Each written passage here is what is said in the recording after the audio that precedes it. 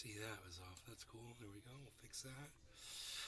Take this and move this like this. We like that right there. Just like that.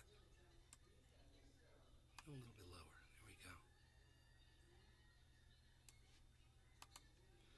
Great. This .78, that is Matic. Hey, Steve, what's up? Cool. Matic's at 78. Steve, let's turn on the chat. Shall we?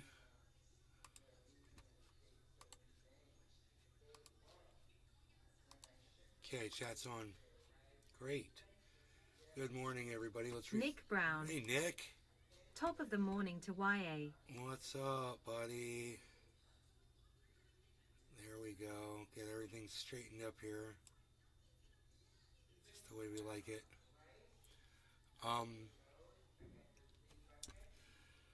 So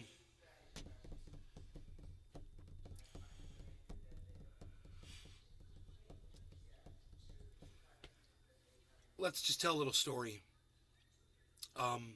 Here in Florida, since I moved here, I've been reading the newspaper articles, and I've seen that Ron DeSantis has relentlessly gone after the trans community here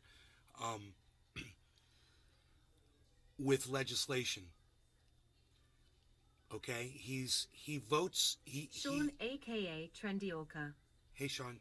Morning nay, still home with strep throat. He ignores the votes of the people. He takes their elected officials out of office, and then he installs his own hand-picked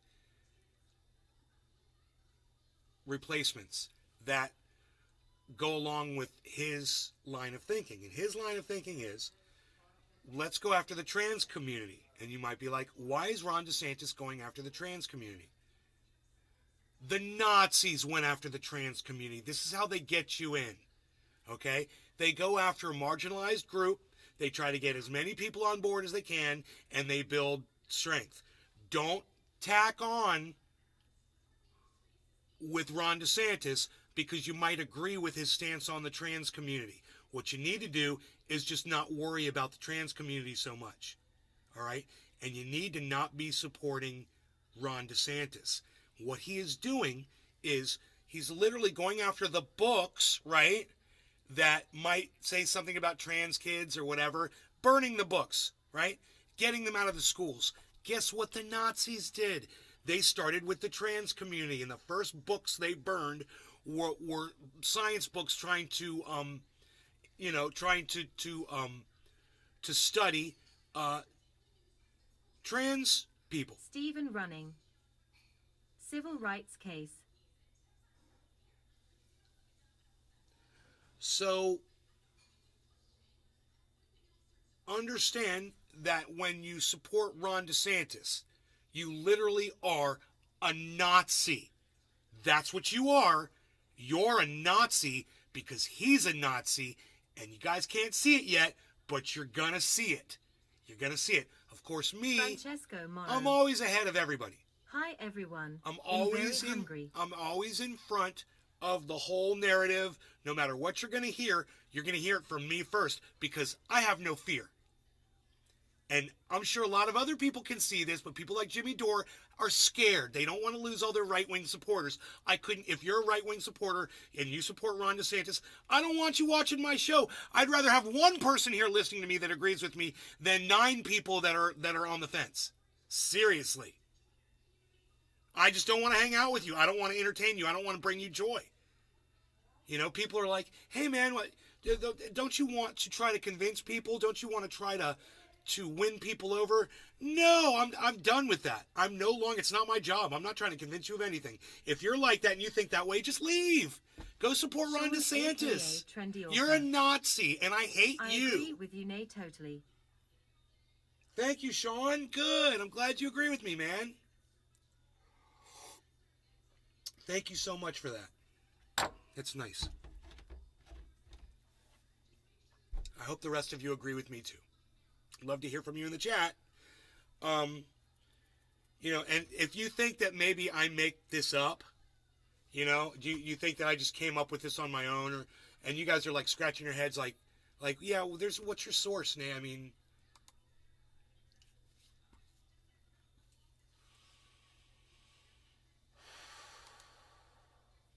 Brup all day. Good morning. Hey, bro. Josh G. Good morning, Nay.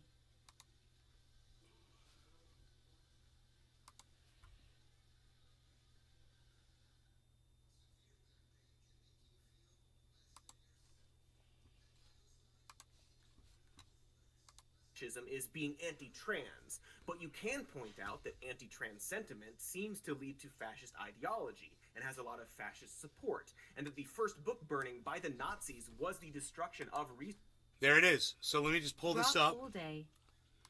So sad today. We lost Ken Block yesterday. I don't know who that is, though. I don't know what you're talking about. All right, here we go. Okay, this is where this comes from, and you'll see his source. of the definition of fascism is being anti-trans, but you can point out that anti-trans sentiment seems to lead to fascist ideology and has a lot of fascist support, and that the first book burning by the Nazis was the destruction of research on transsexualism. See that? The first book burning by the Nazis was on research done on transsexualism. That's exactly what Ron DeSantis is doing. He's going after the trans community in the exact same way that Adolf Hitler and the Nazis started, by going after the trans community. First they came for the trans community, and I said nothing. Oh, no, that's right. You watch Nay's Garden, and we do say something here. We do say so. We're saying it right now. And now, social media only wants 7 of you and 3 of you, of course, to hear this message, which is probably the most important message you're going to hear on the internet today, guaranteed. And, luckily he gets a lot more viewers than me, but unfortunately, Ryan Green. he glosses over it really fast. You have to be kidding, right? I'm not the one who said it. He said it. You got a problem, talk to Cody Johnstone, bro. He's the one that said it. Did you not think that the Nazis burned transsexual scientific literature first? Is that what you think I'm kidding about? Or do you think I'm kidding about the fact that Ron DeSantis is going after the trans community by writing legislation and burning their books here in the state of Florida? Which is it, Ryan Green? Which is it exactly that you disagree with? I'm just kind of curious. Let me know. I'll sip my coffee and pack my bong while you figure out what you're trying to say. We'll see, anybody tries to come up against me on actual facts. These aren't debatable, provable facts. I mean, I'll just produce the facts for you. I'll show you the legislation. I'll explain it to you. We'll talk about how he's going after... Ryan Green. Okay, give me a Bro, minute to I'll give answer. you all day. I broadcast 3 times a day. You come in here, you write up what you think is going to convince me of your side of this stupid freaking way of viewing at it, and write it down and put it in a paragraph and polish it up and edit it and then bring it in and take all the time you need, bro. Me, I know how I feel and I can express it instantly. I don't have to take my time or whatever. I know exactly how I feel about stuff. I can just spit it out right now.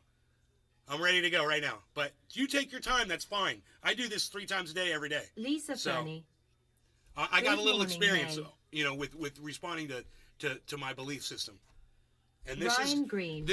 Oh yeah, absolutely, Thank Ryan. you. And this is going to be an easy takedown of you. Just so you know, I'm telling you ahead of time. It's like when 2 fighters, like the day before a match, they have to go toe-to-toe, and they do the weigh-in. You and I are doing the weigh-in right now, and I'm staring you down, and I'm like, you ain't going to get shit on me, bro.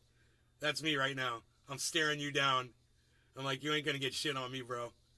Because I've got all my eggs already in the basket. I've got everything already ready to go. So, there's really not much you're going to be able to say to defend Ron DeSantis. But I can't believe somebody came in here to defend Ron DeSantis. Whenever you basically compare him to the Nazis for doing exactly what the Nazis did. But, should I pull up my ammunition right now? I think I will. We'll bring up the don't say gay law, and we'll bring up the books that are being banned, and we could also talk about the way he goes after trans, what are those called, drag shows, and claims that they're directed at children and whatever. We could talk all about that too. You know, these drag shows that have been going on, you know, since I was a baby. And all of a sudden, they're dangerous for our children. You know, we could talk about that. We could talk about him gerrymandering African Americans out of their votes in South Florida, passing legislation to do that. We could talk about him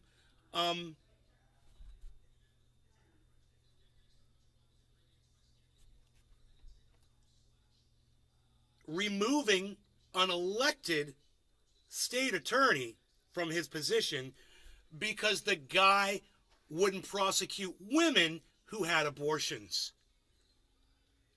You support that too?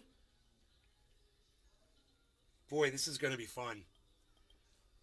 I'll go ahead and I'll start pulling up some of the information. What is this? Trending now. What are these weird windows popping up here? Trending now.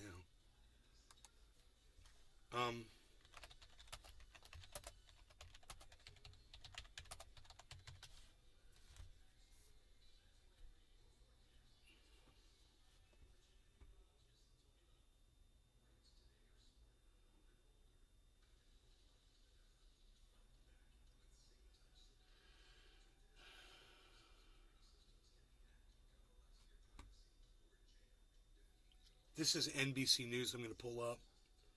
This is because it's the Stephen first... running. No. Call a debate. No, it's not a debate. It's me going to show him some facts and show him that I'm right and to prove that he's wrong and that he's supporting a fucking Nazi. There's no debate. This is not a debate. This is me already knowing that I'm right, me knowing that he's wrong, me knowing that I'm on the side of good and knowing that he's on the side of evil. There's no debate. Everybody that's watching this already knows that I'm right. Ryan Green. I'm not going to try to take you down by any means.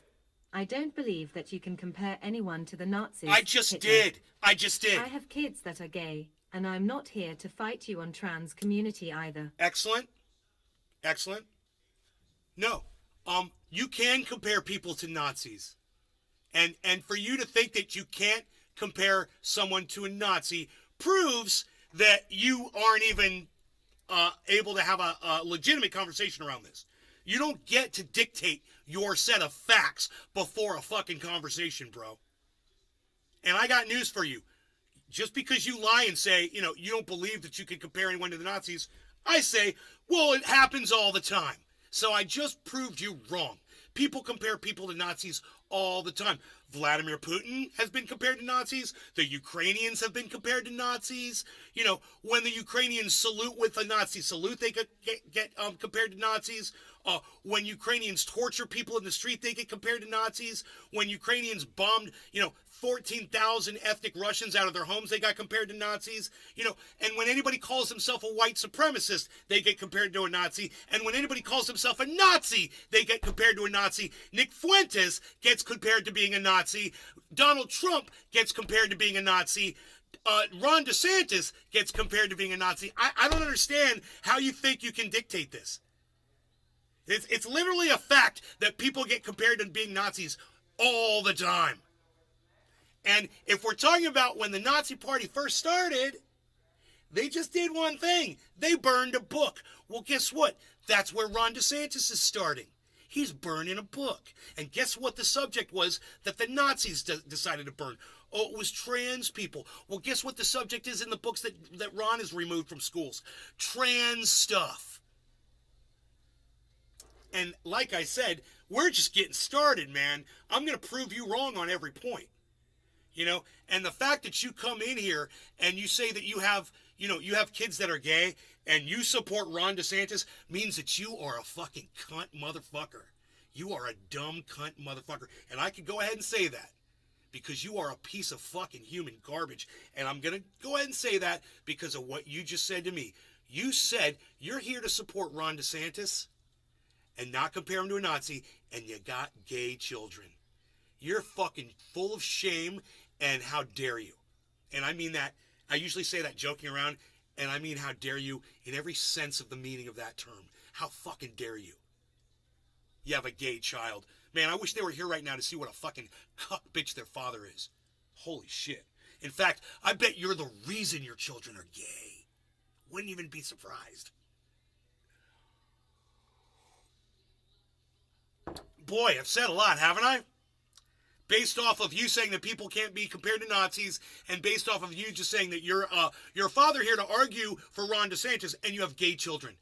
Wow. You basically already lost, bro. I mean, does anybody want to try to defend him? I haven't even let him speak yet. Does anybody want to try to defend him? At all? I'll wait. Like I said, I'll pack my bong and wait. It's happened rather quickly. I wasn't expecting it to happen that fast, but... What's going on? Are we good? You guys want to hear Cody say it again? Here, let's do it again. And has a lot of fascist support, and that the first book burning by the Nazis was the destruction of research on transsexualism. Fascism tends to have a charismatic, strongman leader to coalesce. See, it's sad because he just says it for 1 second and moves on. It's just so sad. He says it and moves on, but it's there, and that's the fact. So I'm still trying to, you said...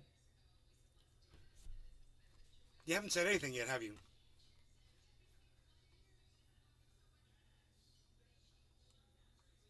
You said, I have to be kidding. I have to be kidding about what? That I'm comparing Ron DeSantis to the Nazis? Is that it? I'm comparing Ron DeSantis to the Nazis because he's doing something the Nazis did. How is that an unfair comparison? It's not just something they did. It's not like, wearing an armband or something like that. No, it's one of the most horrible things they did when they started out. Was they went after the trans community by burning a book, by burning information. That's what Ron DeSantis does right now. How is that uncomparable? Oh, that's right. It's completely comparable. And not a single person is sticking up for you in my chat. Now, let me ask you guys this. If I know, because it's hard for you guys, so just give me a 1 if you feel like it's okay to compare Ron DeSantis to Nazis, based on everything I've said so far. Give me a 1 in the chat if you feel like it's okay for me to compare Ron DeSantis to fucking Nazis, based on what I've said in this show so far. Steve Running gave me a 1. Thank you, Steve. 1. Thank you. Anybody else? Is it okay for me to compare Ron DeSantis to a Nazi based on the fact that he did exactly what the Nazis did?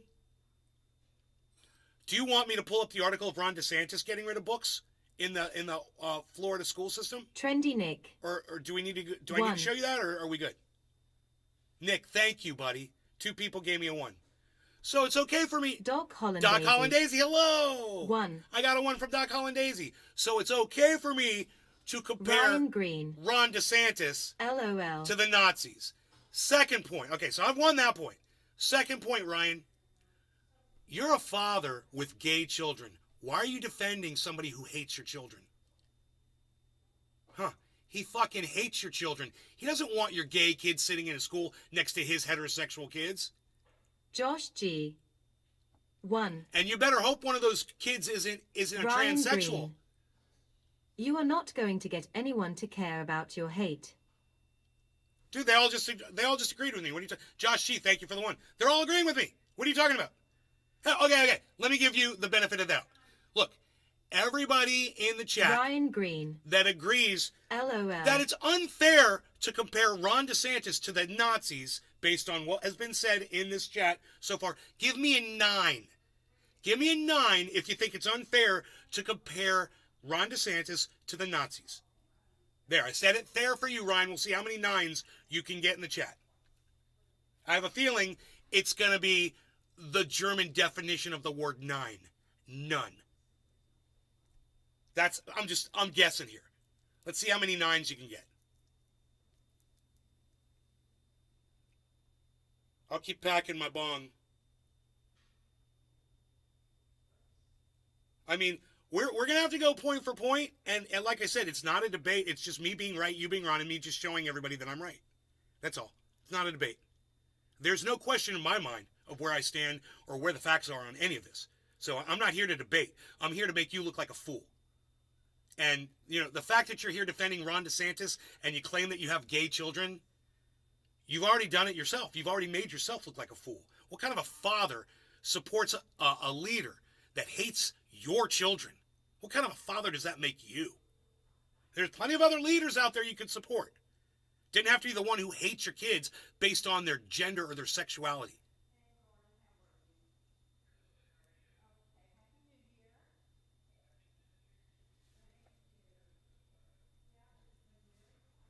Ryan Green, are you African American? I just got a closer look at your avatar. You're African American and you're defending Ron DeSantis? Bro, do you know what he did to the African American vote in South Florida? Or are you not aware of that? It's called gerrymandering, bro. He doesn't think that African Americans deserve representation. Is that okay with you? Does that sound Nazi-esque to you too? Trying to control the vote? Trying to control people's speech? This is really interesting, Ryan. You're a so far no 9s for you, buddy. Not a single 9. You notice that? I'll say it again. Look, guys, if you think that it's okay to compare Ron DeSantis to Nazis, give me a 1, because he acts like a fucking Nazi. If you don't think it's okay to compare Ron DeSantis to Nazis because Nazis were so horrible and they gassed the Jews, you know, and Ron DeSantis never gassed the Jews. So if you don't think, because based on that, it's not okay to compare him to the Nazis, then go ahead and give me a 9 in the chat. 1 if you agree with me, 9 if you agree with the guy that's siding with a Nazi guy that hates his kids. Stephen running. Crickets.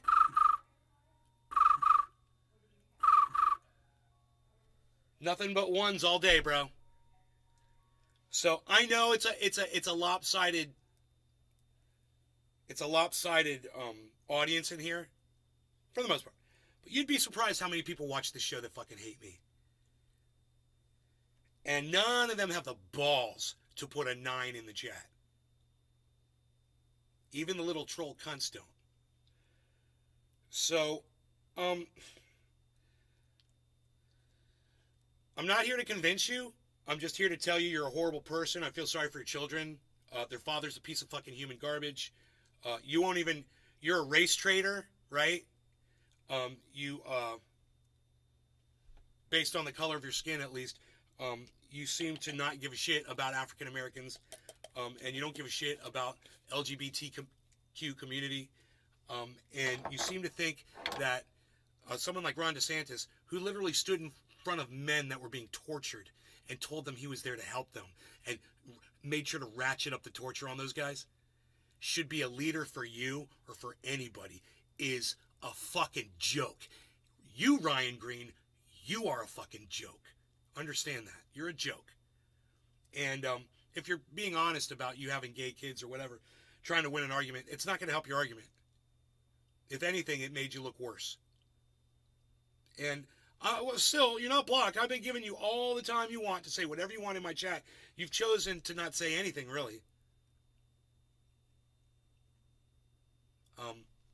So I just want to thank everybody that gave me a 1.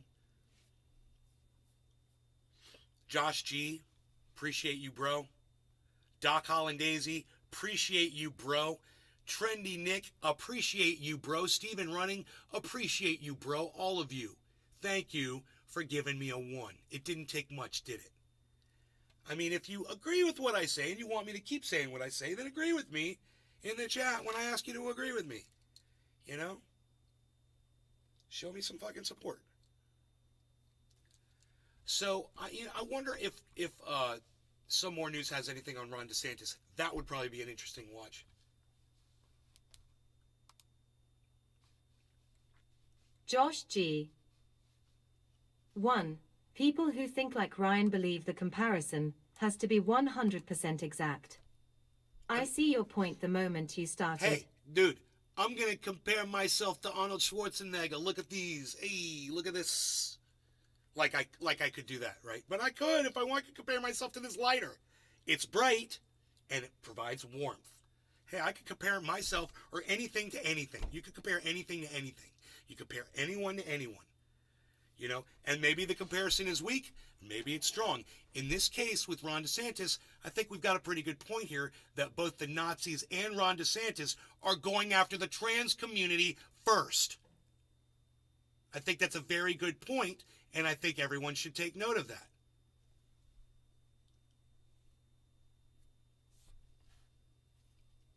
It's just kind of coincidental, isn't it? It's kind of coincidental. I guarantee you it's not coincidental at all. I wouldn't be surprised if he's taking notes from the Nazis. He's studying the fucking Nazis. This is how you get people, that hate to get on your team. Now, this is what the Nazis did, and it worked for them.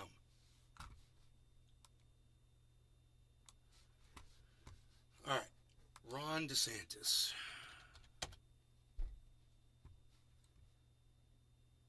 Okay. Yes.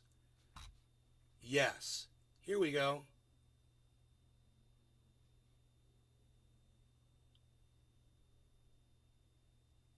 That's a year ago, but this is 7 months ago. Yeah, this is very important. This is perfect. This is perfect. Hey, you folk! Here's some news. Greg Abbott and Ron DeSantis fucking hate queer people. Goodbye. Do you guys like that? Do you guys like that? That's it. Ron DeSantis hates you if you're LGBTQ. I'm not the only one saying it.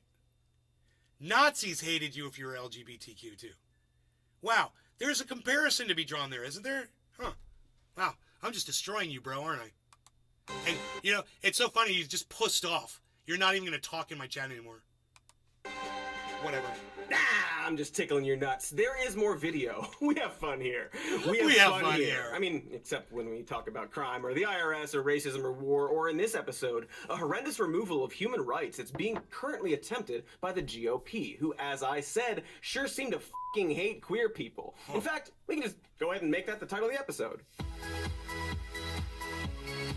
Dude, I love this show so much. They're just so good. It's funny, but at the same time, it's serious shit, not to be taken lightly. And, it's if you're going to take your serious shit with a little spoonful of sugar, it helps the medicine go down. It does.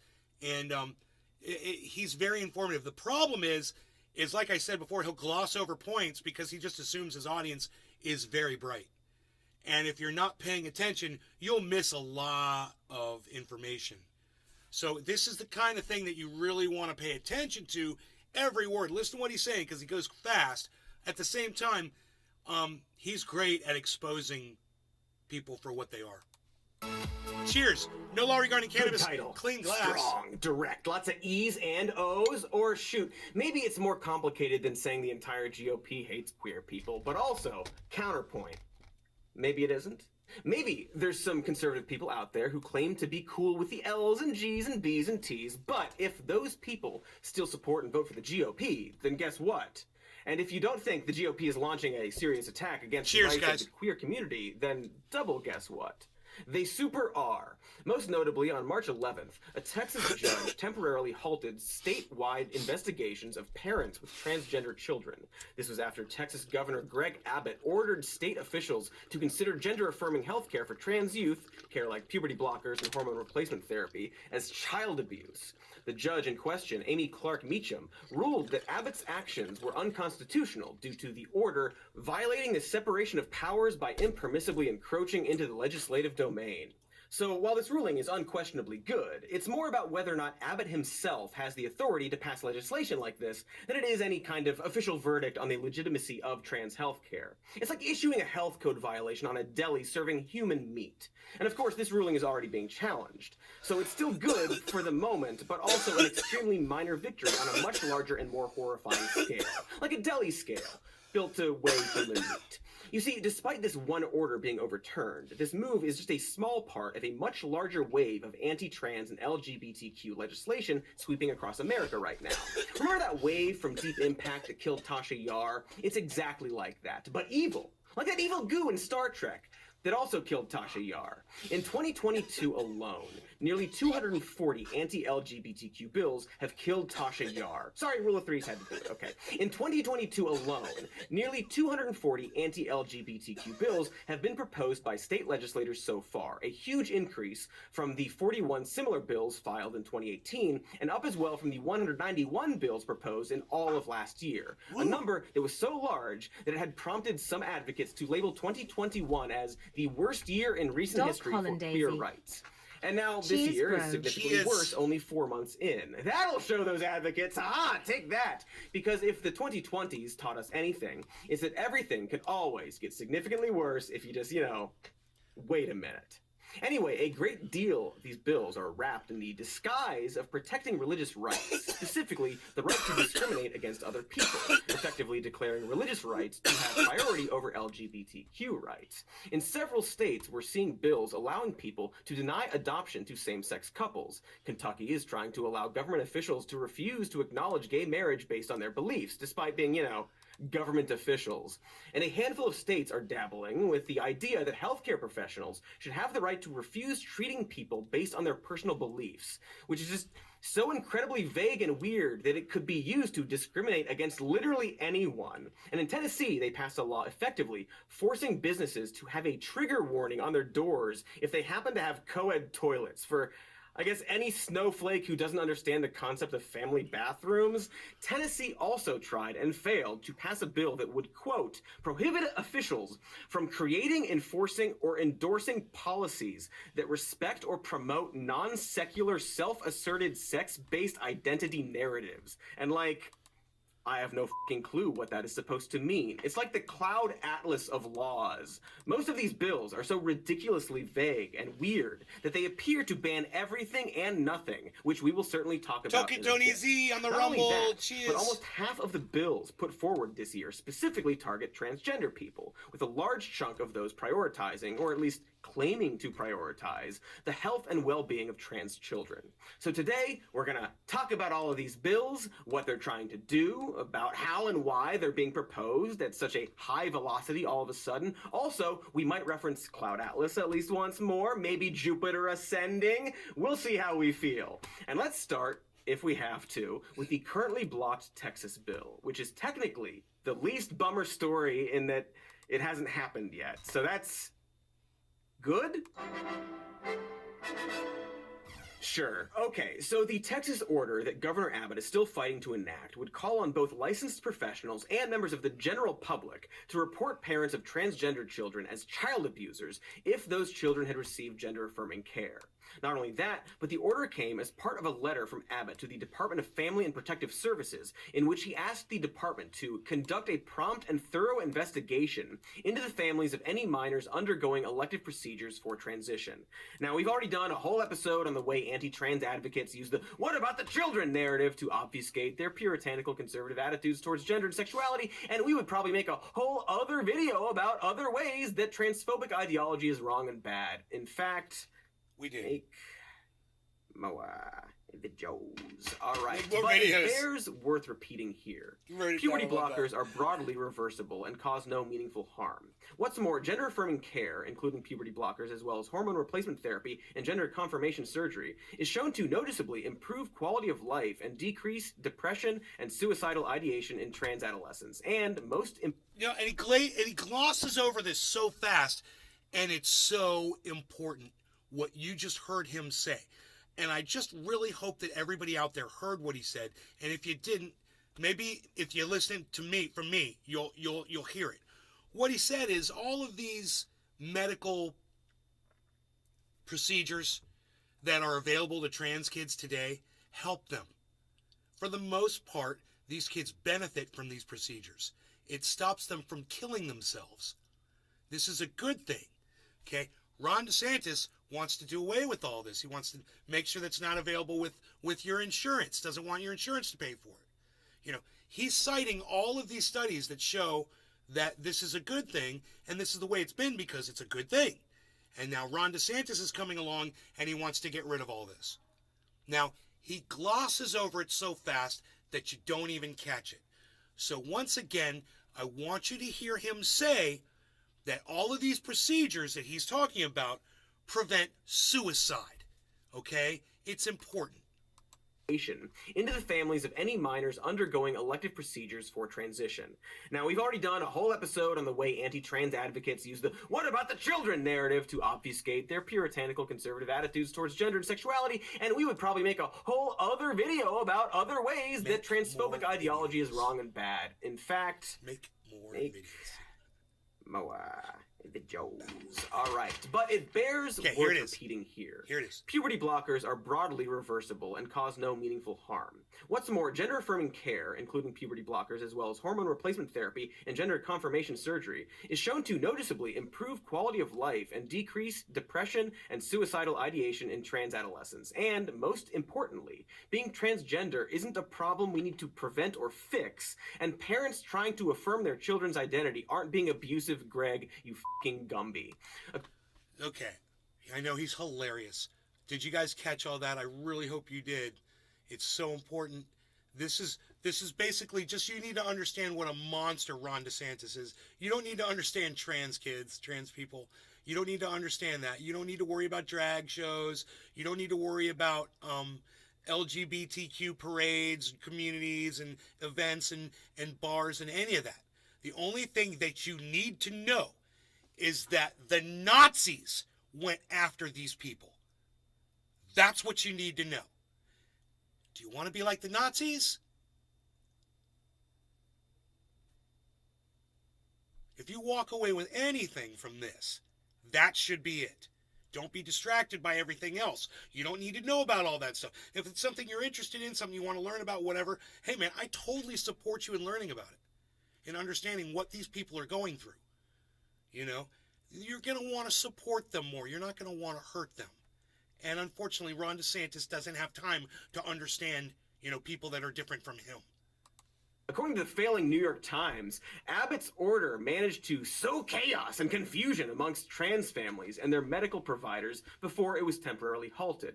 Dr. Megan Mooney, a licensed psychologist whose clients include transgender children, as well as a plaintiff in the case to halt the order, testified to there being outright panic as the order caused children and their families to fear for their safety and forced medical professionals to choose between their legal duties and moral obligations. One mother, an employee of Texas's Family Protection Agency, who showed up to court in goddamn disguise, testified to being terrified for her trans daughter's health and well-being. And Rio Grande Valley resident Adamalis Vigil told the Texas Tribune that her 13-year-old trans daughter, Adeline, is so terrified she will be forcibly separated from her mother that she doesn't even want to sleep in her own bed. Because in Texas, being found guilty of child abuse can come with a first-degree felony conviction and up to 100 years in prison and or a fine of $10,000, which seems pretty problematic when you start defining child abuse as stuff I don't like.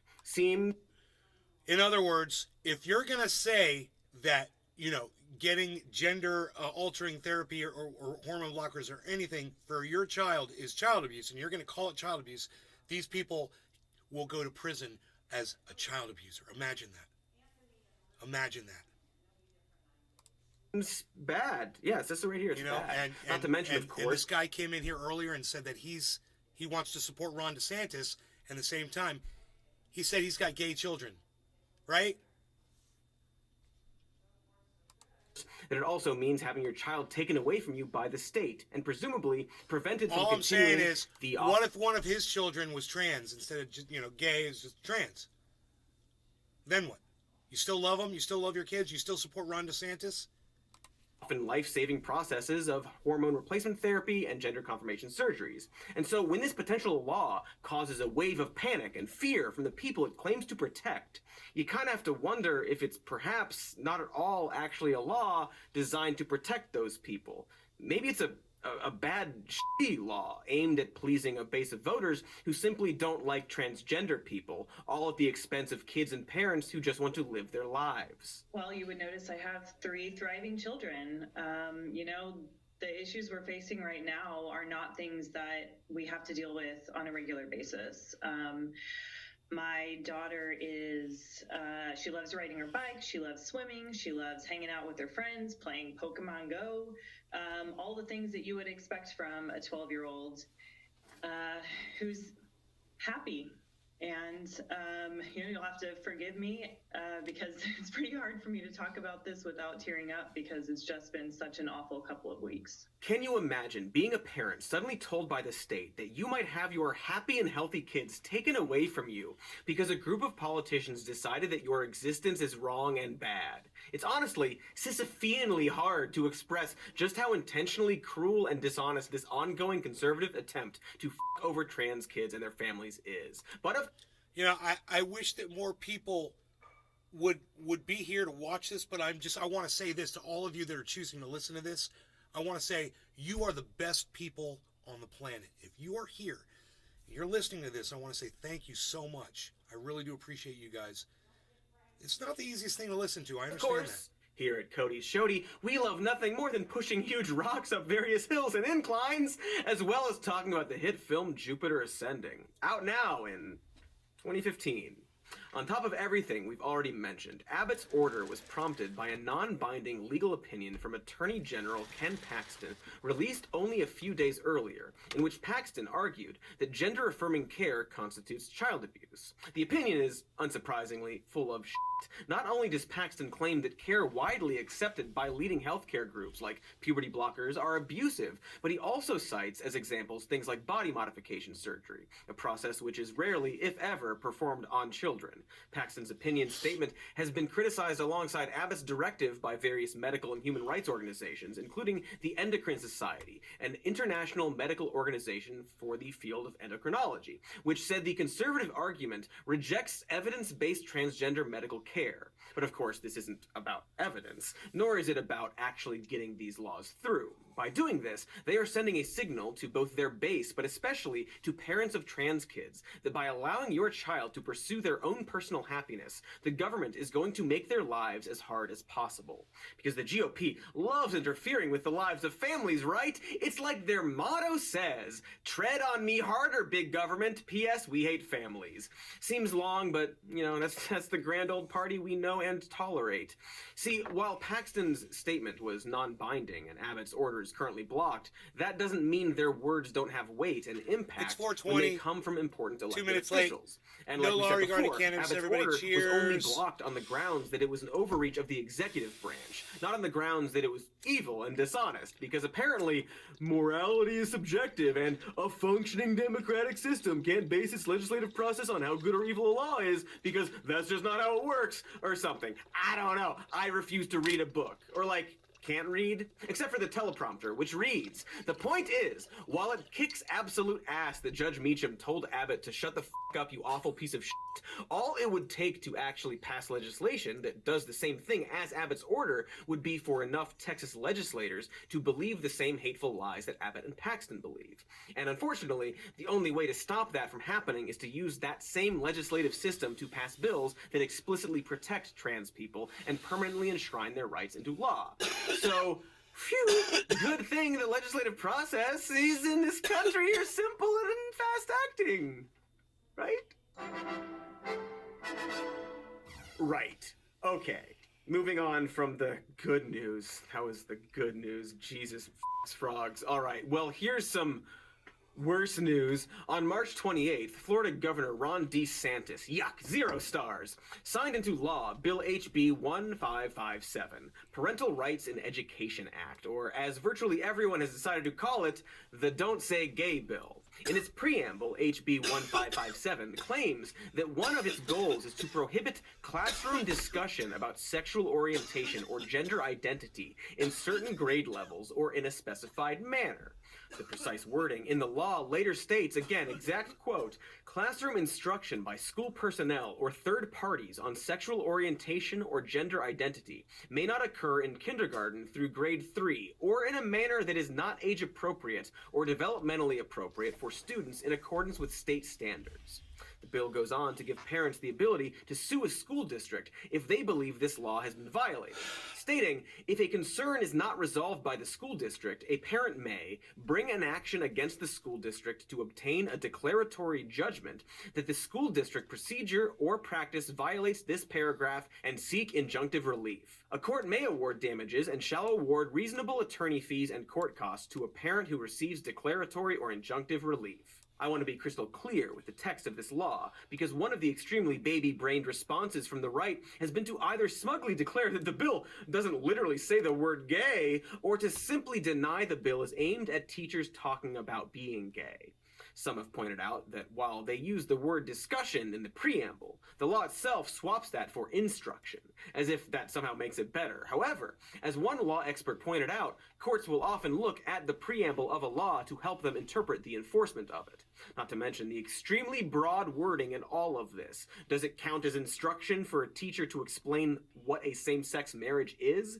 That's technically instructing kids how to get gay married. And did you notice that this prohibits teachers from instructions for kindergarten through grade 3 or in a manner that is not age or developmentally appropriate for students in accordance with state standards? And again, as legal experts have pointed out, this law doesn't list what those state standards are, nor what counts as age appropriate. It's vague and weird and seems to leave it up to the parents to decide. And if you have a parent like, I don't know, black conservative Ben Shapiro, who accused body bags Mark Hamill of indoctrinating children by simply spamming the word gay over and over again, well then things get a bit subjective.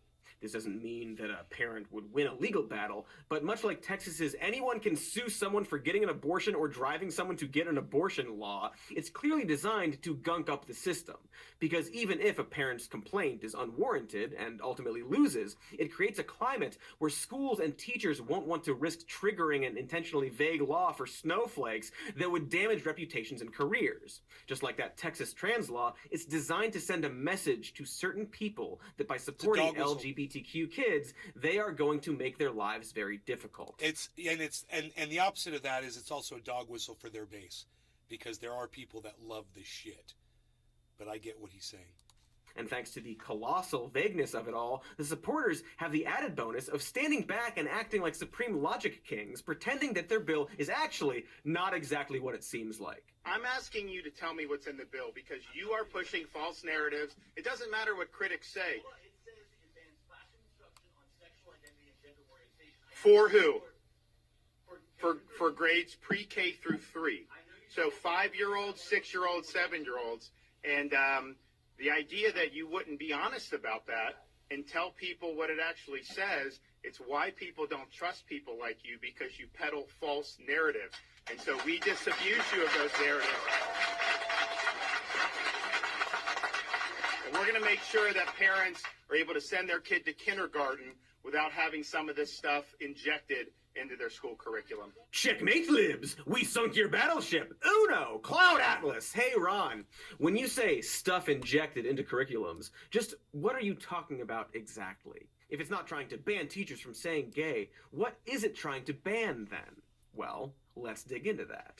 After a few ads, we love ads just like we love you. And so to deny these ads, you're also denying our love for you. So think about that for a second while these ads play. There's the ad. You're welcome. Did you feel our love for you in those ads? Good. That's the only reason why we played those ads. And if you recall, we were talking about the infamous Florida Don't Say Gay bill, and how the GOP is claiming that the bill actually has nothing to do with an obvious attempt to limit the rights of LGBTQ students and teachers. One of the most common conservative talking points from the likes of the Daily Wire is that the evil left-wing mainstream media is wildly misinterpreting the nature of the bill on purpose in order to push their insidious gender ideology. The Daily Wire pulls the same misdirect as DeSantis, self-righteously pointing out that nowhere in the legislation is the word gay mentioned, though the word parent is mentioned 32 times, and the word parental is mentioned 7 times, in a pretty lazy attempt to make it seem as though the bill is really about parental sovereignty. They're technically not wrong in that the bill focuses a lot on a parent's right to be informed about what their kid is being taught. Except, hey there, buddy! What specifically is this sovereignty about? Does the bill say that? Oh, right. It's about sexual orientation and gender identity. This isn't a bill about a parent's general right to know what their kid is being taught. In fact, Florida already passed a bill like that last year. That bill, dubbed the Parents' Bill of Rights, allowed parents to have the right to pull their kids out of any class they deemed inappropriate, as well as have the ability to inspect any sexual education material and have access to their kids' school records. Sure seems like that law would have covered any concerns about parental sovereignty the conservatives are claiming this new law involves, doesn't it? So why introduce a second bill specific to teaching about LGBTQ issues? And if that first bill allows parents to review sex ed material and pull their kids from specific classes, why then have a new bill that gives them the rights to sue the school about one specific topic being discussed? Why can't they also sue over violent material or on religious grounds? Is it because it would be a nightmare to allow parents to sue schools for anything they teach? Not to mention that by giving one parent the ability to sue over just one topic, you're effectively blocking the sovereignty of all the other parents who want sexual orientation and gender identity explained to their kids. How is that allowing freedom for parents? It's almost as if, and this is a wild thought, I know, but it's almost as if this bill definitely isn't about parental sovereignty because Florida already has a bill specific to that. And the threat of a lawsuit clearly creates a situation where just one parent can decide for all the other parents what every kid gets to learn about. But of course, there's a second reason the GOP is giving for why they think this law is absolutely necessary. Are we ready for it?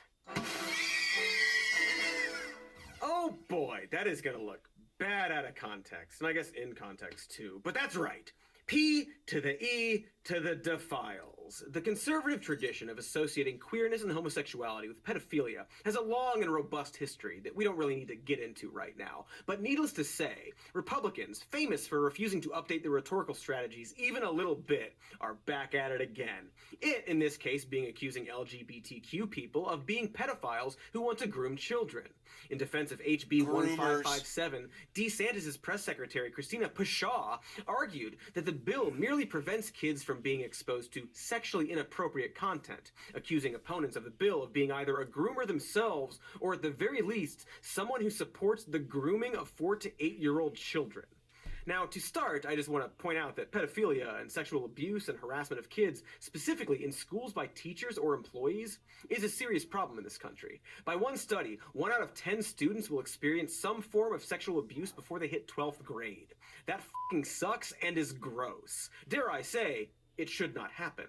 But you might notice that the study I just cited is from 2004, and it turns out that this is because the United States has an alarming lack of information about this subject.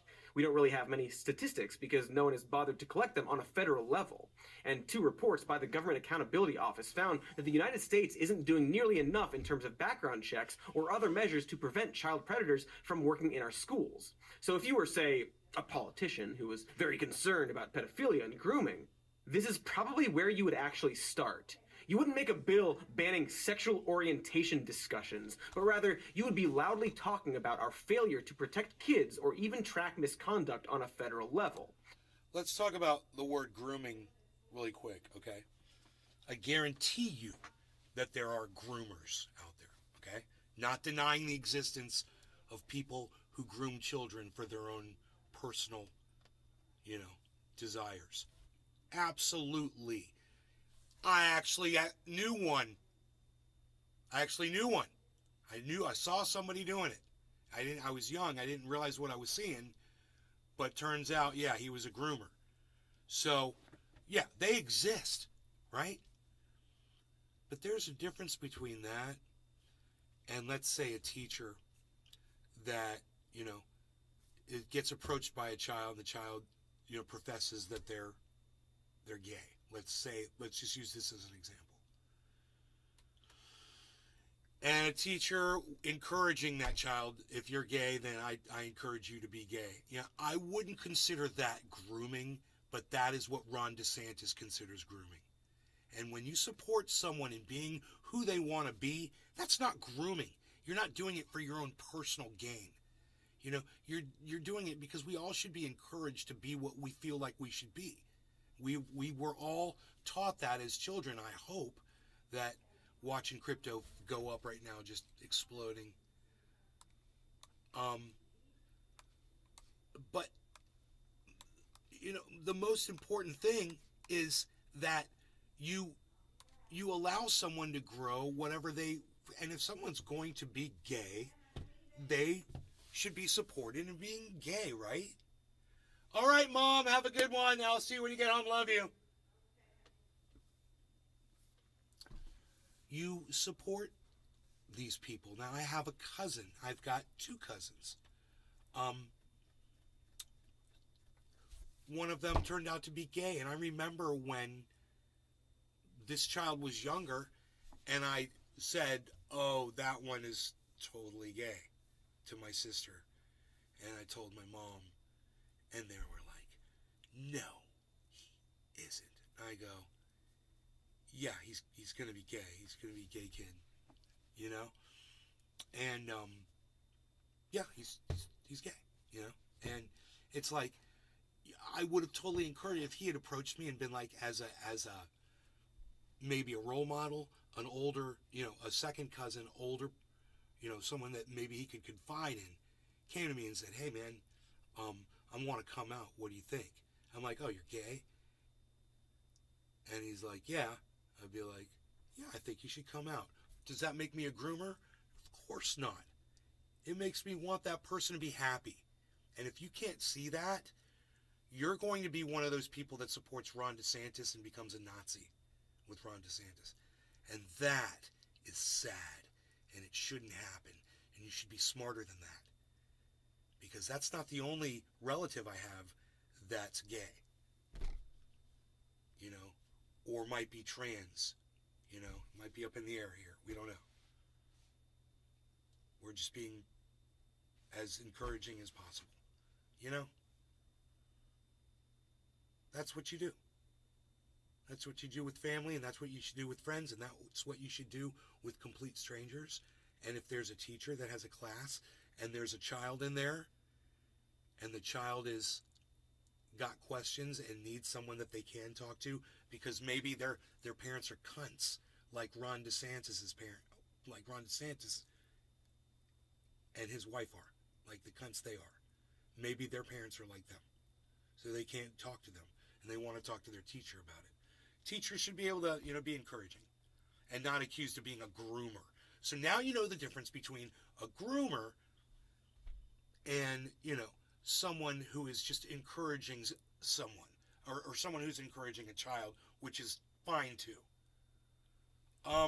Because sometimes kids have questions, you know. Those of you that are parents, you guys understand that. And it's psychotic to me that this guy came in here earlier. This is the whole reason we're watching this video right now. And said he's got kids that are gay and he supports Ron DeSantis. He didn't even say it yet. But he said to me, "Are you serious? You can't be serious," or something like that. But what we do know... Oh, I'm serious. I'm real serious. Oh, and again, boy, it's very little, is that a study from 1994 of 352 sexually abused kids found that the perpetrator was, at the highest, 3.1% likely to be a gay or lesbian person. 82% of the time, the abuser was a heterosexual partner of a relative of the child. Wow, what do you know? Heterosexuals are more prone to abusing kids than homosexuals. Isn't that interesting? Huh. Most of the victims were young girls as well, meaning that from this, albeit limited data, if we insert the information into our What a bunch of fucking hypocrites. facial creation software, What a bunch of the average hypocrites. child molester from Florida would look something like this. This is all to say that there's just Rapey no evidence that McForehead. the Don't Say Gay bill would do anything at all to prevent pedophilia or grooming by teachers, nor does it seem to actually be a priority of anyone supporting the bill. It doesn't use the word grooming or pedophilia in the text, nor does it line up with any statistics, and is just focused on a ban on teachers' freedom to discuss sexual orientation and gender identity. To claim that it's a ban of sexual material is a lie, because if that was the case, wouldn't the bill say it's a ban on sexual material and not sexual orientation? You can't just claim a bill does something when it is in no way actually doing that thing. That's called a lie. There's simply no logical connection to the bill and grooming. So where the hell did this even come from?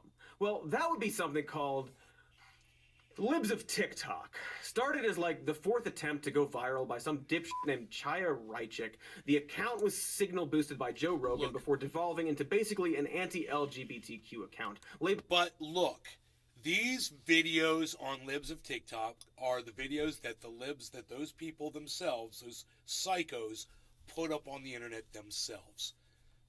So Hey, man, you want to shoot yourselves in the foot? This is what all these morons did. It's literally hilarious. any instance of gay people existing around children. They're crazy. Some of these fucking crazy libs are crazy. Just as crazy as any MAGA, crazy fucking Republican. They're, go take over the Capitol, fucking MAGAs, cue balls, whatever. These motherfuckers are just as crazy as the cue balls. But there's extremes in every group, As grooming. This video of Pete Buttigieg's husband leading a pride-themed Pledge of Allegiance at an LGBTQ camp for teens. One camp, full of pride, indivisible, with affirmation and equal rights for all. Well, that's fucked up, though, dude. That's fucked up. Look, what they should be teaching this kid is there should be no pledge. That's what they should be teaching. But, they take the Pledge of Allegiance and then put their own LGBTQ spin on it and teach these kids that they're different than other people. You're different. This is your pledge. Wow. That's fucked up. That's fucking wrong. I wonder what Cody's going to say about this. Apparently that's grooming. This video of a teacher... No, it's not grooming, but I'll tell you what it is. I'm glad you showed it. It's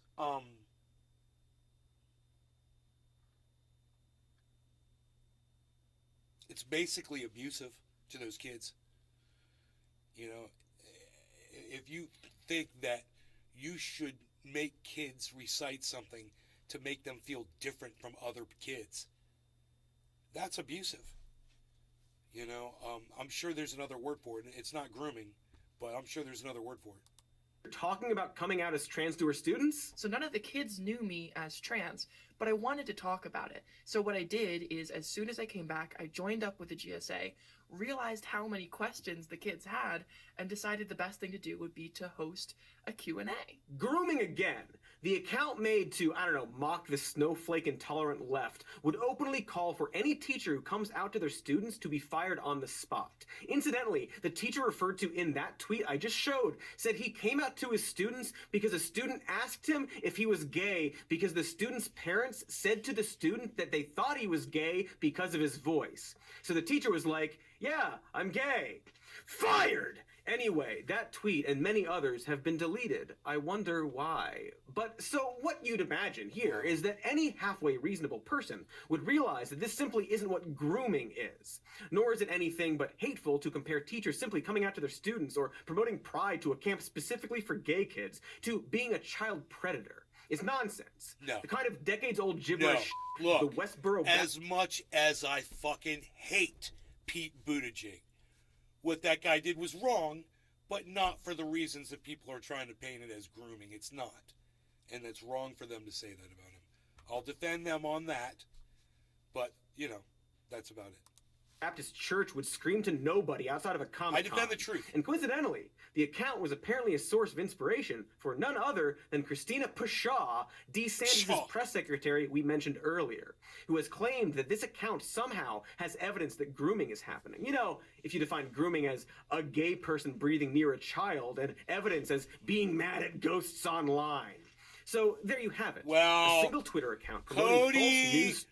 Cody should be more careful about what he says there. They've got some wild videos on Libs of TikTok. He should be careful about what he says there. I wouldn't defend those motherfuckers at all. Stories and run by a viral hungry, hateful Trump supporter who, after being, big quotes, doxxed, claimed that her house was egged by posting literally the first photo that shows up when you Google house egged and then deleting it, is actually being used as the factual justification behind this entire bill. And subsequently, the completely baseless claim that it prevents grooming in any way. I can't stress this enough. None of this is about grooming. Like, it clearly is not. And yet this narrative has spun so wildly out of control that when Disney took an albeit cowardly stance against the bill, conservatives labeled them as pro-grooming along with anyone who speaks up against the bill that, I can't stress this enough, doesn't in any way have anything to do with grooming. Like, I'm sure not about to defend a multinational corporation doing the bare minimum to support LGBTQ people, but it's wild that, A multinational corporation doing the bare minimum to support LGBTQ people is enough for the anti-cancel culture GOP to go scorched fucking earth when they dare to publicly oppose them. And by That show last night, huh? Crazy, what we were talking about with Dana White hitting his wife at that club or that event in Mexico.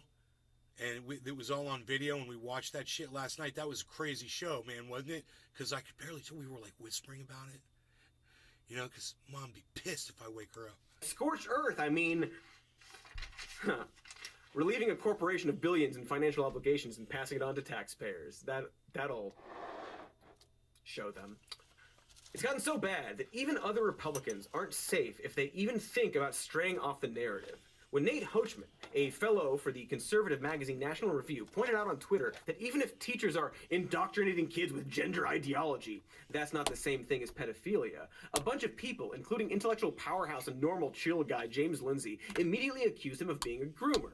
This does seem to be James's go-to response for everyone, ranging from California Representative Adam Schiff to random comedians on the internet to fucking Oreo cookies. They're just throwing out words here and hoping it sticks. A plan the GOP operative and religious think tank weirdo Christopher Rufo has flat out admitted to regarding the CRT panic, and now this. For more info on Rufo, here's our CRT episode that he apparently saw and immediately went to Twitter to block me. But anyway, again, it's just throwing stuff out and conflating a bunch of things under one fear-mongering umbrella. Or even worse, flat out admitting that they consider any mention of LGBTQ people as dangerous grooming.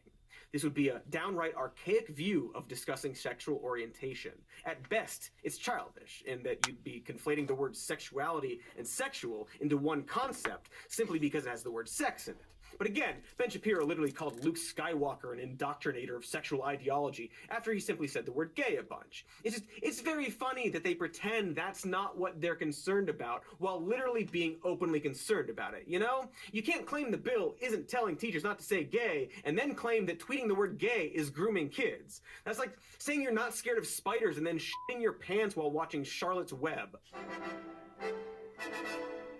At the end of the day, even though it is more insidious and will probably cause violence, the term groomer is basically being used as the new woke that was the new CRT that was the new SJW. It's a broad, vague term that conservatives use when they can't just flat out say what they mean, because what they mean is widely accepted as hateful when said aloud.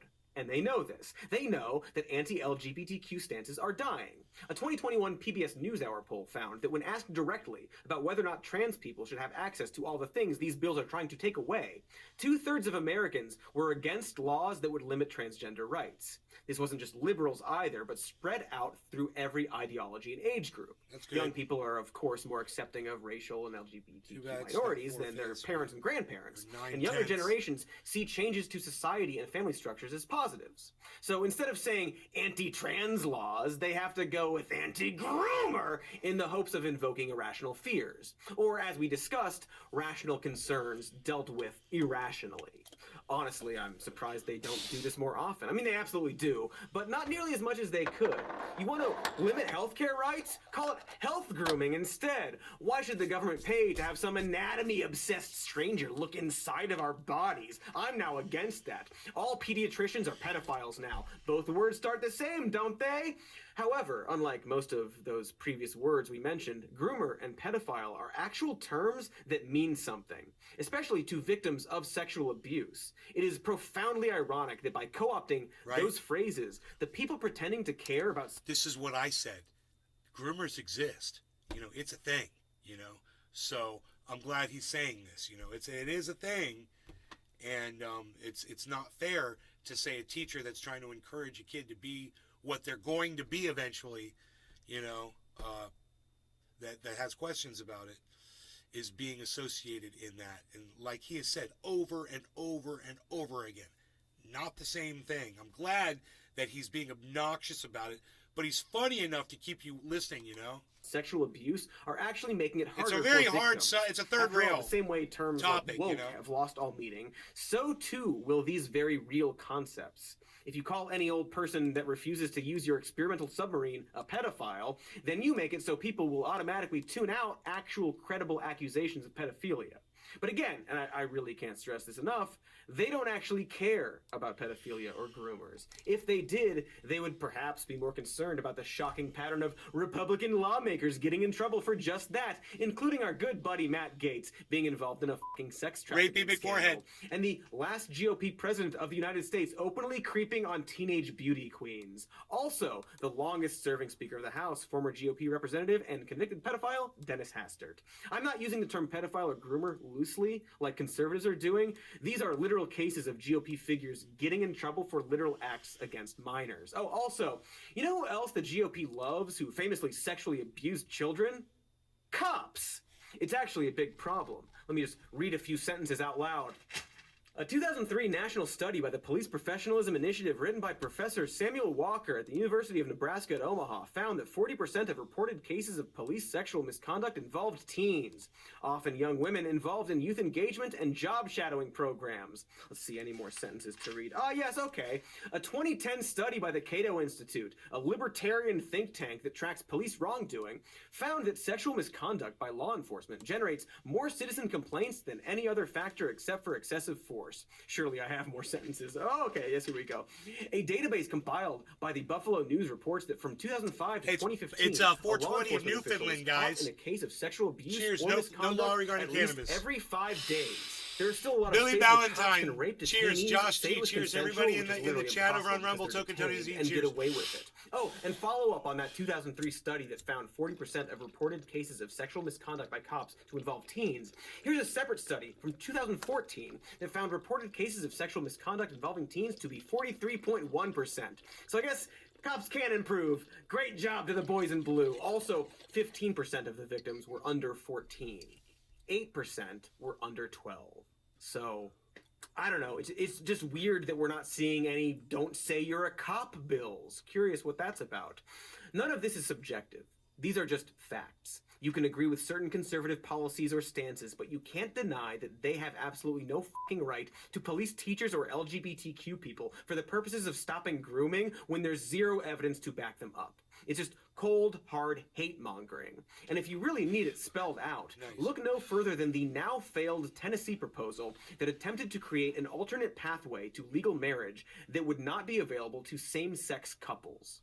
First of all, petty, spiteful bill, which did crash and burn, but not before people pointed out that they had included absolutely no age limit to who could get hitched, opening the door to literal child marriages. They went on to amend the bill to fix that, but this so perfectly points out how little the GOP actually cares about pedophilia or grooming, and in fact, just wants to take away the rights of gay people. In writing this bill, they were either so focused on taking away these rights, or just didn't care, that they were ready to accept child brides so long as those child marriages weren't same-sex.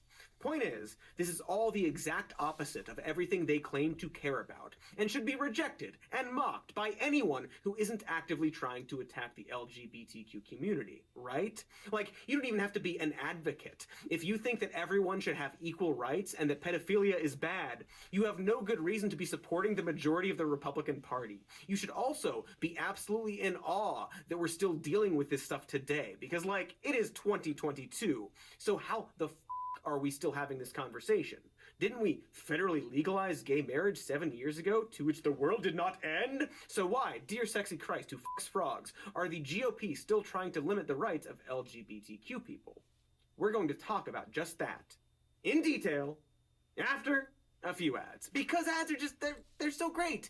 You know, I love it when I'm really worked up about something important and have to stop everything to tell you about a fucking smart hairbrush or whatever. You know, for years now. Stopped everything to tell you about a lentil delivery service that sends you farm fresh lentils straight to your door. Hold on. Start a business, mail order, send farm fresh lentils straight to your door. Perfect. Oh, it's gonna be so good. Okay, so we were just finished pointing out that nothing in the recent GOP push against LGBTQ people has any logical standing. Next, we have to ask, why is this happening now? What is the Republicans' end game? What can we do about it? Can we do anything about it? And why, sweet horse god, why is it always DeSantis and Abbott? Why these two sopping dildos? Sopping dildos implies they did a good job, so that's too polite. They're more like dusty attic dildos from the 40s that your grandmother tried once but got electrocuted by. You know, the one you found as a kid and used as a lightsaber until your mother intervened? Not pulling from real life or anything, just an imaginative tale about how whenever I watch Star Wars, I think about how sex is evil. I'm fine. It was fine. But that last question, why these two bad dildos, is very easy to answer, and begins to explain why these laws seem so broken. Simply put, thanks to Trump, bigotry is pretty popular right now. It's as big as the hit film Jupiter Ascending. We've talked before at length about how the nascent proto-fascism that was the Trump presidency drew a line in the sand for the conservative movement, and how many Republicans, DeSantis in particular, have realized that the old traditional conservative way of doing things won't cut it anymore.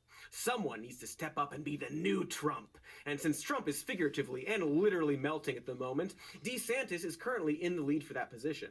Similarly, Abbott has been struggling with his popularity among this base of the GOP. And so there's just no easier way to gain points than by beating the dead horse of woke politics.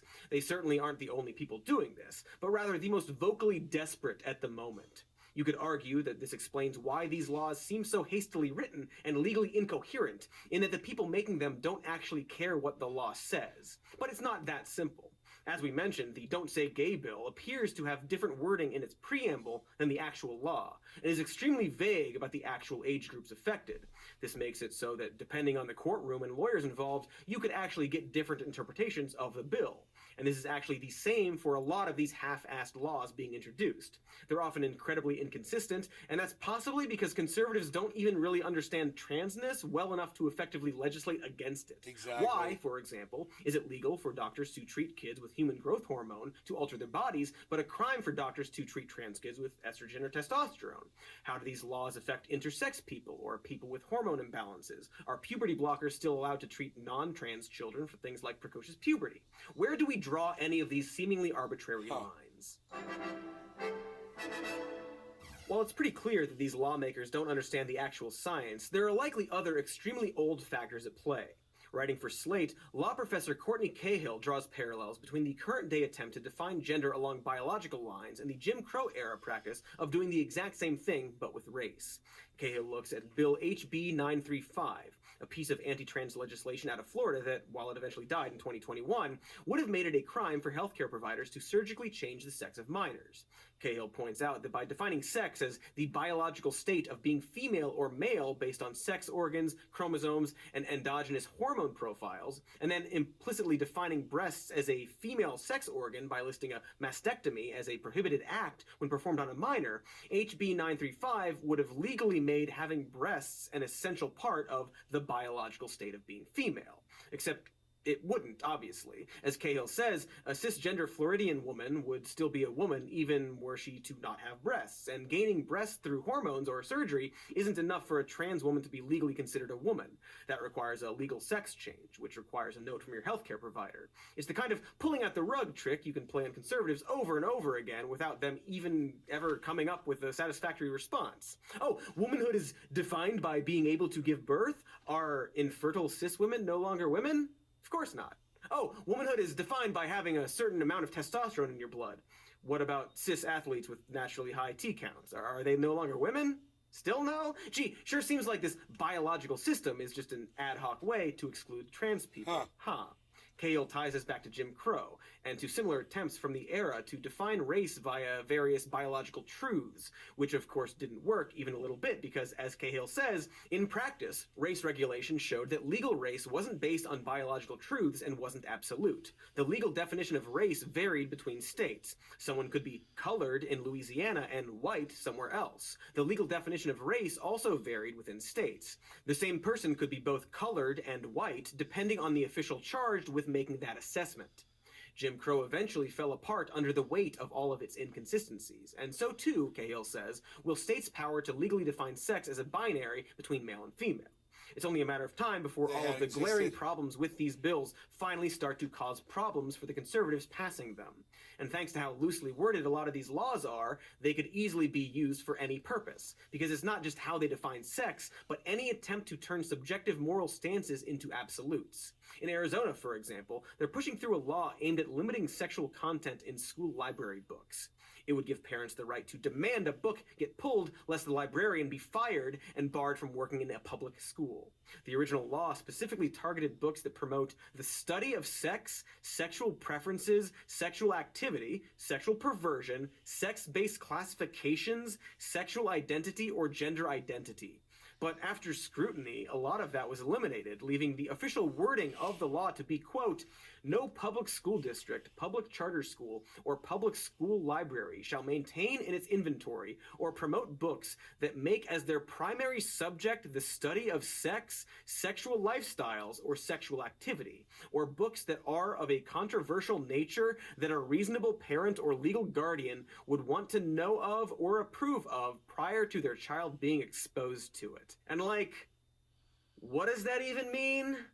What books have a primary subject being sexual lifestyles? Does study of sex mean no sex education books? And how do you define what a reasonable parent is and what they'd want to know about these books? It's very clear they were trying to ban books that feature LGBTQ stories, but this new law can be so loosely interpreted so that you could oppose pretty much any book with a romantic storyline. Or rather, it doesn't ban any book if you're targeting books that are primarily about sexual activity. Like, wouldn't that just ban erotic novels, something that isn't in a school to begin with?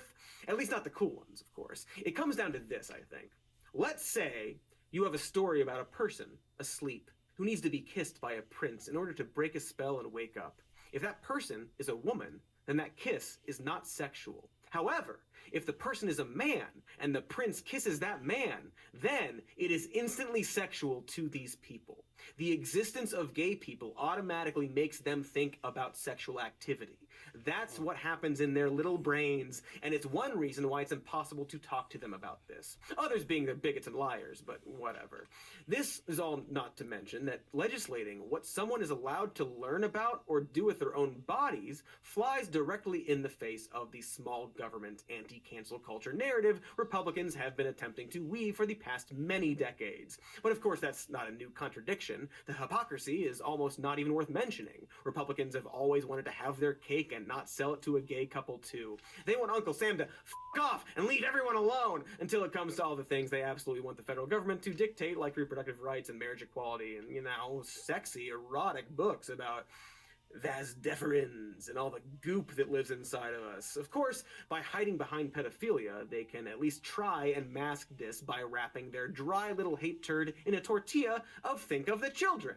And again, this is not a new strategy by any means. In the 1970s and 1980s, right-wing religious figures depicted gay men as depraved predators who groomed or recruited children, and similar rhetoric appeared again in the mid-2000s as Democrats and Republicans alike fought against legalizing gay marriage, something that a lot of politicians and pundits are definitely still against, but have to pretend like they aren't. Right. What I mean is that despite how they tiptoe around it, people like Ron DeSantis and Greg Abbott and most of the GOP would happily move us back to a time where LGBTQ people had zero rights. It's why, when asked point blank, they often give answers like this. I don't want any discrimination in Florida. I want people to be able to, live their life, whether you're gay, but also whether you're religious. And I think you should be able to do that. And I don't want them discriminated against as well. So, we're going to have, we got a big diverse state, and that's just the way it is. Oh yeah, do I think gay people should have rights and be protected? I mean, I think all things should be protected. All words are good, really. And letters that are in the words, like, did you think about religious people? That's also a word. So to directly answer your question, I think religious people deserve rights. Meanwhile, his actual actions, such as leaving LGBTQ people off of anti-discrimination laws, speak much louder than fumbled words. But they can't just say it anymore. Just like when Ben Shapiro has to claim he's not against gay marriage, but the government getting involved in all marriage. I think the government ought to be completely out of the business of marriage. I think the government sucks at everything, is my short message for today. The government is terrible at everything. If the government's goal was to forward traditional marriage, it utterly failed. Obviously, as proved. But you don't mind it being out of the business of traditional marriage at all? No, right? I think the government should be out of all marriage. Ah, yes, all marriage matters or something. Ben is totally cool with gay people, except coincidentally whenever the government gets involved with granting them equal rights, and also when someone tweets the word gay, apparently. And I guess what I'm getting at here is that Courtney Cahill's assessment that these laws are similar to Jim Crow laws is pretty apt. I mean, obviously there are many historical differences, and I'm not going to compare them one to one, but the Jim Crow era began roughly 10 years after slavery was abolished, and the laws were enacted mainly in southern states. In retrospect, they really seem like a last-ditch attempt to maintain the power dynamics of slavery, labeling non-white individuals as second class and proclaiming honky superiority. I can't stress enough that racial segregation and history can't really be compared to LGBTQ rights, but you can't help but see the similarity. The GOP lost when it came to same-sex marriage. Big drop on crypto right now. They lost like losers. Only 4 Republicans voted in favor of it, and 3 of them were immediately voted out for doing so. And now, almost 10 years later, this same party is clearly trying to find ways for individual states to pass laws that bring them back to an era where LGBTQ people didn't have so many pesky rights. They don't care if the laws make sense or can be easily defeated in courts. What matters is that they keep that ball in the air for as long as possible, delay this obvious progress in the hopes that they can keep their own superiority intact. They're just prolonging their existence at the expense of others, like vampires, or more commonly known, Balaam Abrasax from the hit film Jupiter Ascending. And just like Jim Crow laws and the runtime of Cloud Atlas, this could last way longer than it has any right to. Because ultimately, these conservatives just don't like gay people. But no, they can't say that. That's why these laws are so weird and vague and nonsensical, because they're all trying to find loopholes around blatantly stating their prejudice. And for that reason, and just like Jim Crow laws, these anti-LGBTQ laws will ultimately fall apart. I mentioned this run of laws aimed at allowing medical professionals to deny care based on their conscience. As one South Carolina bill states, no medical practitioner, healthcare institution, or healthcare payer should be compelled to participate in or pay for any medical procedure or prescribe or pay for any medication to which the practitioner or entity objects on the basis of conscience, whether such conscience is informed by religious, moral, ethical, or philosophical beliefs or principles. That bill also protects those practitioners from legal repercussions for discrimination.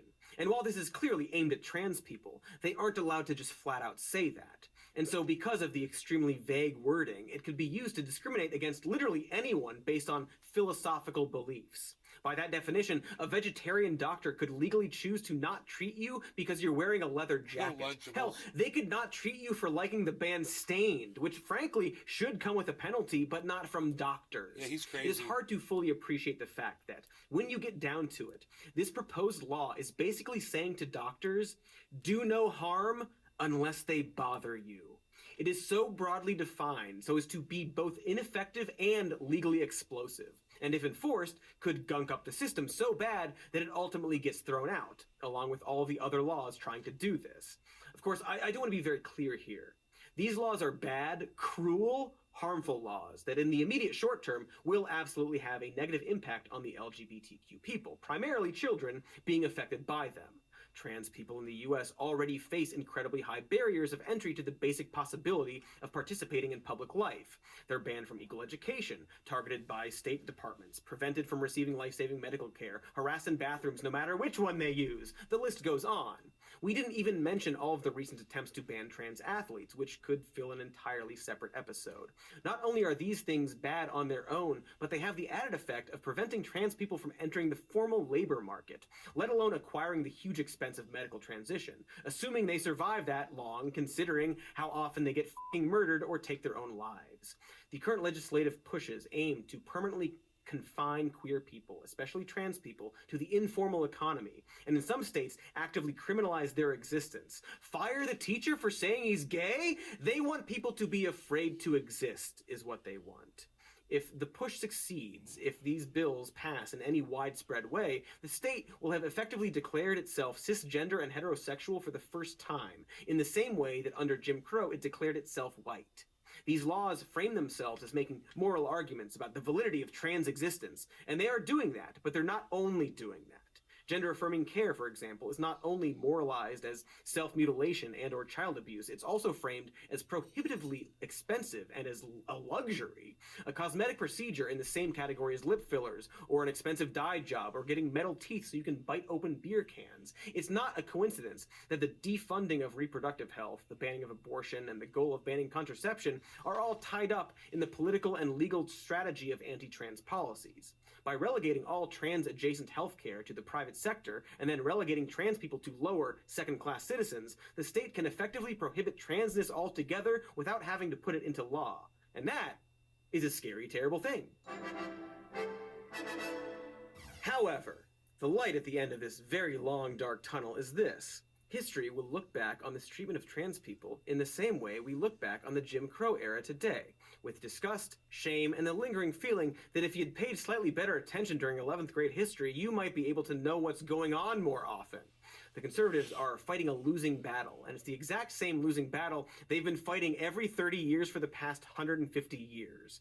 This is possibly the fatal flaw with conservatism as an ideology altogether. Despite what the hit film Cloud Atlas might tell you, time moves forward whether we like it or not, and we move right along with it, whether you like it or not. Progressivism, making progress, feels intuitive and natural because we really have no other option other than to move with the current. And to try to do anything else means not only standing still, but pushing back against the flow and attempting to reverse the tide.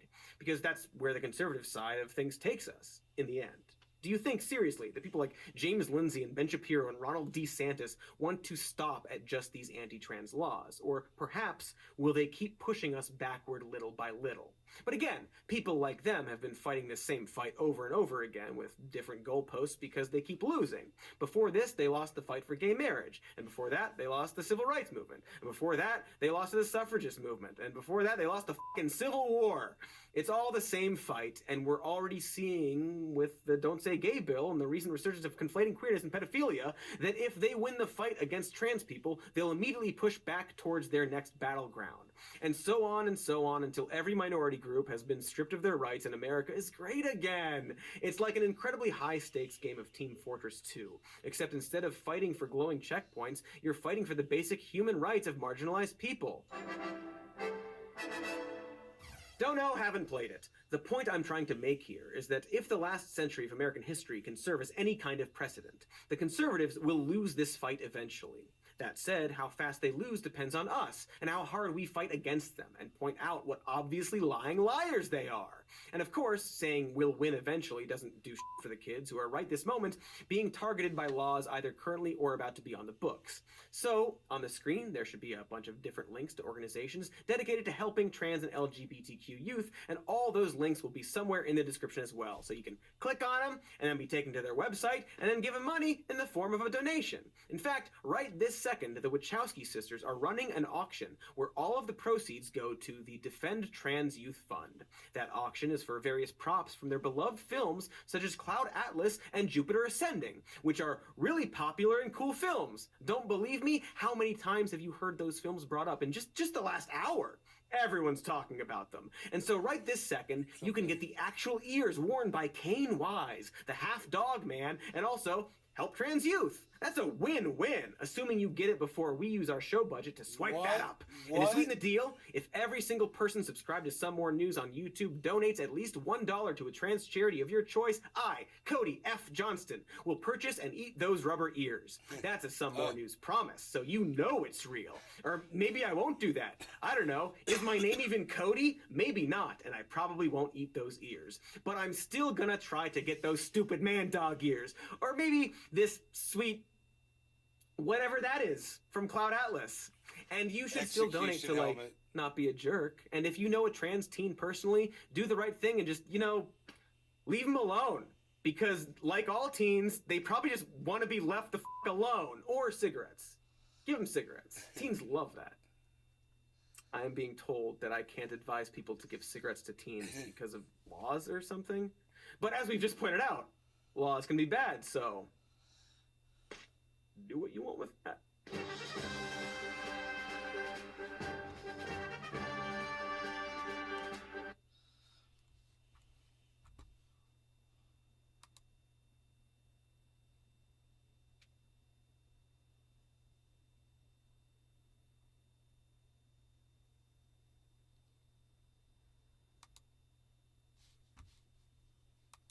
Like all teens, they probably just want to be left the f*** alone. Or cigarettes. Give them cigarettes. Teens love that. I am being told that I can't advise people to give cigarettes to teens because of laws or something.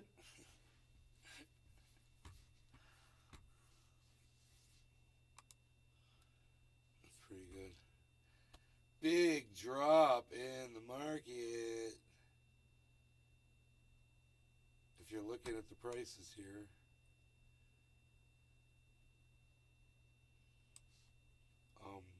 Solana is doing great though. So is Luna, FTM, VRA, Merit Circle, Atom, XTZ, Synthetics. Those all look pretty good.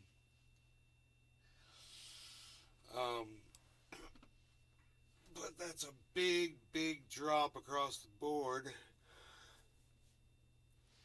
So, if you're looking for a purchase point, I would say this would probably be a time to consider 655.